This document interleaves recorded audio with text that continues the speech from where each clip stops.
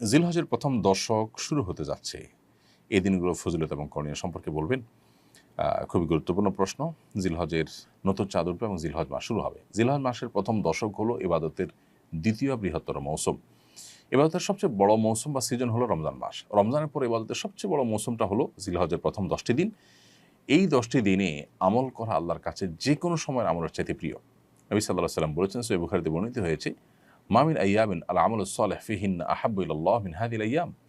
জিলহজের প্রথম দশকে আমল ইবাদত করলে এটা আল্লাহর কাছে যতটা প্রিয় হয়, অন্য কোনো সময় আমল ইবাদত করলে সেটা আল্লাহর কাছে এত প্রিয় হয় না। এজন্য এই দিনগুলোতে বিশেষভাবে আমাদের আমলের প্রতি মনোযোগী দিতে হবে। স্পেশালি জিকির বেশি বেশি করার পরে কোরআন সূরায় তওবাতে আল্লাহ নির্দেশ করেছেন এবং সেই সাথে আইয়ামে তাশরিকের দিনগুলোতে তাকবীরে তাশরিক স্পেশালি বেশি বেশি করে পাঠ করা, আল্লাহু আকবার, আল্লাহু আকবার, লা ইলাহা ইল্লাল্লাহ, আল্লাহু আকবার, আল্লাহু আকবার, লিল হামদ। ৫ ওয়াক্ত নামাজের পরে একবার করে পাঠ করে নারী পুরুষ সবার জন্য কর্তব্য। এটা হলো আইয়ামে তাশরিকে ৯ জিলহজ বাদ ফজর থেকে নিয়ে ১৩ জিলহজ আসর পর্যন্ত।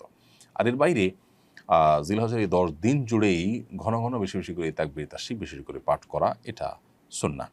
এবং সেই সাথে এই দিনগুলোতে আপনার নফল রোজা রাখা, প্রথম ৯টা দিন নফল রোজা রাখার পরেও আপনার বর্ণিত হয়েছে, গুরুত্ব আরোপ রয়েছে। এবং সবচেয়ে গুরুত্বপূর্ণ আমল হলো কোরবানি করা, হজ করা এই দিনগুলোতে। এই দিনগুলোতে অনেক ধরনের আমলের কথাই কিন্তু আমাদেরকে বলা হয়েছে। বেশিরভাগ মানুষই রমজানের আমলের গুরুত্ব জানলেও জিলহজের প্রথম দশকের আমলের গুরুত্ব জানে না।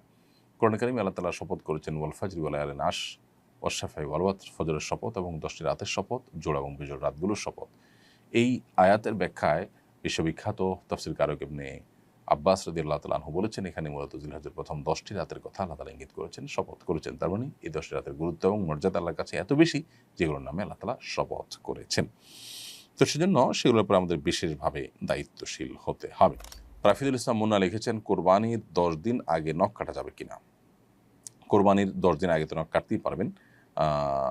কোরবানির আপনার চাঁদ দেখা যাওয়ার আগে চুল, নখ ইত্যাদি কেটে কোরবানির পর্যন্ত সেটা আর না কেটে থাকা, এটাই হলো নির্দেশ না। অতএব 10 দিন আগে, তার মানে পহেলা জিলহজ শুরু হওয়ার আগে আমরা চুল, নখ ইত্যাদি কেটে শেষ করব, সেটা ঠিক আছে। কোরবানি না করে কোরবানির টাকা গরিবকে দান করার জন্য অনেকে উদ্বুদ্ধ করে। প্রত্যেক ঈদুল আজহার আগে একটা শ্রেণীর মানুষ এ নিয়ে সামাজিক যোগাযোগ মাধ্যমে লেখালেখি শুরু করে। এ ধরনের চিন্তা লালন করা শরীর দৃষ্টিকোণ থেকে কেমন কাজ? কোরবানি না করে কোরবানির টাকা দান করার কথা যারা বলেন, তাদের কাছে আমাদের প্রশ্ন যে তারা যখন হোটেলে বসে অনেক টাকা, রেস্টুরেন্টে বসে অনেক টাকা খরচ করে তারা খাবার গ্রহণ করেন, আড্ডা মারেন, পার্টি করেন, দামি দামি বার্গার খান, অন্যান্য খাবার খান, তারা কি তখন এটা মনে করেন না যে বার্গারের টাকাটা তো আমি অন্য কাজে খরচ করতে পারি, আমি চাইলে তো এই জায়গাটাতে আমি হালকা পাতলা কিছু খেয়েও চলতে পারি, মানে দামি কোনো কিছু খাওয়া তো জরুরি না, এত দামি রেস্টুরেন্টে এসে একটু কম দামি রেস্টুরেন্টে গেলাম আর এই টাকাটা, অতিরিক্ত টাকাটা আমি দান করে দিলাম, এটা তারা করতে পারেন না? দেখুন, এই মানুষগুলো মানবতার ভেকধারী। আমরা বারবার বলে থাকি, মানবতা এবং মানবাধিকার এটা এমন একটা মুখরোচক বিষয় যে এটার আড়ালে পশুত্বকে হার মানানো অমানবিক আচরণও আমাদের চোখে পড়ে না। সেগুলোকে ঢাকবার জন্য মূলত এই সমস্ত মুখরোচক স্লোগানগুলো দিয়ে থাকে এক শ্রেণীর মানুষ, সেটা দেশে, দেশের বাইরে সব জায়গায় আছে। যে ইসলাম আমাদেরকে কোরবানি করতে বলেছে, সেই ইসলাম আমাদেরকে আল্লাহর সন্তুষ্টির জন্য গরিব দুঃখীর মুখে আহার তুলে দেওয়া, সম্পদের জাকাত দেওয়া, রমজানে ফিতরা দেওয়া, খাদ্যদান কর্মসূচিতে অংশগ্রহণ করা, নানাবিধ ভালো কাজ করার জন্য উদ্বুদ্ধ করেছে। অতএব যে কোরবানি করে সে অন্য ভালো কাজও করে, আর যে কোনোটাই আসলে করে না সে কথা বলে বেশিরভাগ ক্ষেত্রেই এবং প্রশ্ন তোলে। দেখুন, কোরবানি এমন একটা ইবাদত যেটা না হলে গরিব ক্ষতিগ্রস্ত হবে। আমরা জানি যে গত কয়েক বছর ধরে আমাদের দেশে কোরবানির হার অনেক বেশি বেড়েছে। 2022 সালে কোরবানি হয়েছে প্রায় 90,000-এর বেশি গরু। 2023 সালে কোটির ঘরে পৌঁছেছে, 24 সালে এক কোটি কয়েক হাজারে পৌঁছেছে, কয়েক হাজারে পৌঁছেছে। আর গত বছর 1 কোটি কয়েক লাখে পৌঁছেছে এবং প্রতি বছরই প্রায় 1 কোটি গরুর মতো আমাদের দেশে অলমোস্ট কোরবানি হয়ে থাকে। এই যে গরু না, গরু ছাগল মিলিয়ে 1 কোটির মতো কোরবানি হয়ে থাকে। এই যে কোরবানি হয়ে থাকে, ডয়েচে ভেলের রিপোর্ট বলছে যে 1 লক্ষ কোটি টাকার আদান প্রদান এবং লেনদেন হয়ে থাকে কোরবানির এই মৌসুমে, যেটা জাতীয় অর্থনীতির জন্য বিরাট বড় একটা মাইলফলক এবং অনেক বড় একটা অর্জন এবং অ্যাচিভমেন্ট। এবং এর সাথে কৃষকদের গ্রামের গরিব অসহায় মানুষদের, অনেক বিধবাদের স্বার্থ জড়িয়ে আছে। আমরা অন্যান্য বছর দেশের বাহির থেকে, ইন্ডিয়া থেকে গরু আমদানি করে তারপর কোরবানির যে চাহিদা সেটা মেটাতে হতো।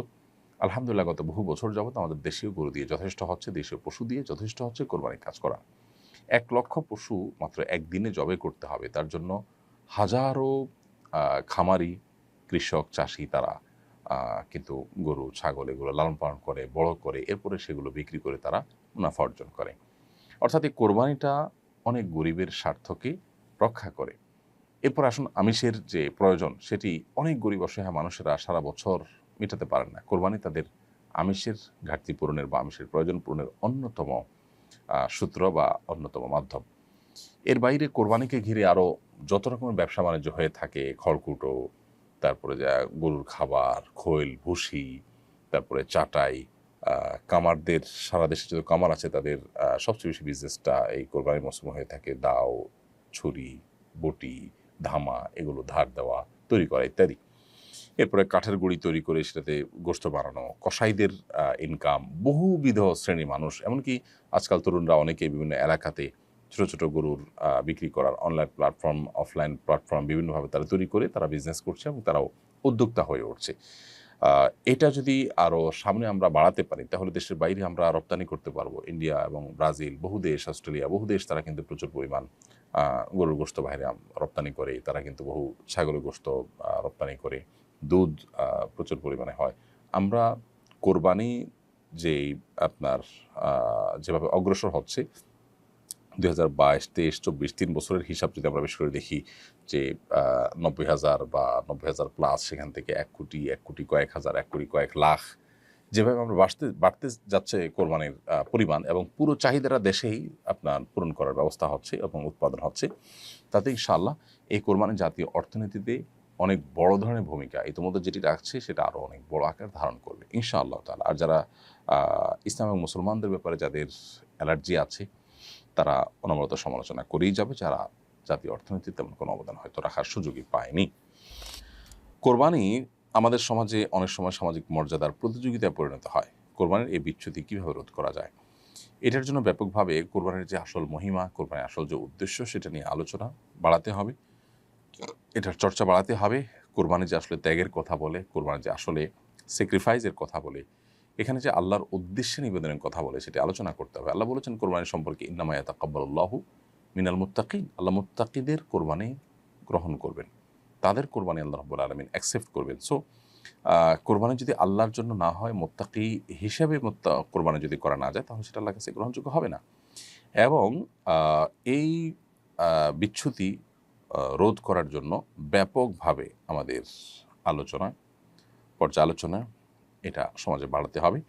এবং এ ধরনের কোরবানিকে নিয়ে আমরা দেখি যে পজিটিভ অনেক নিউজ করা হয় যে বড় গরু কোরবানি করেছে, এতগুলো বড় গরু কোরবানি করেছে, পলিটিক্যাল লিডাররা, তারপরে বিভিন্ন ব্যবসায়ীরা সামাজিক মর্যাদা বৃদ্ধি করবার জন্য তারা এটা প্রতিযোগিতা হিসাবে করে থাকেন।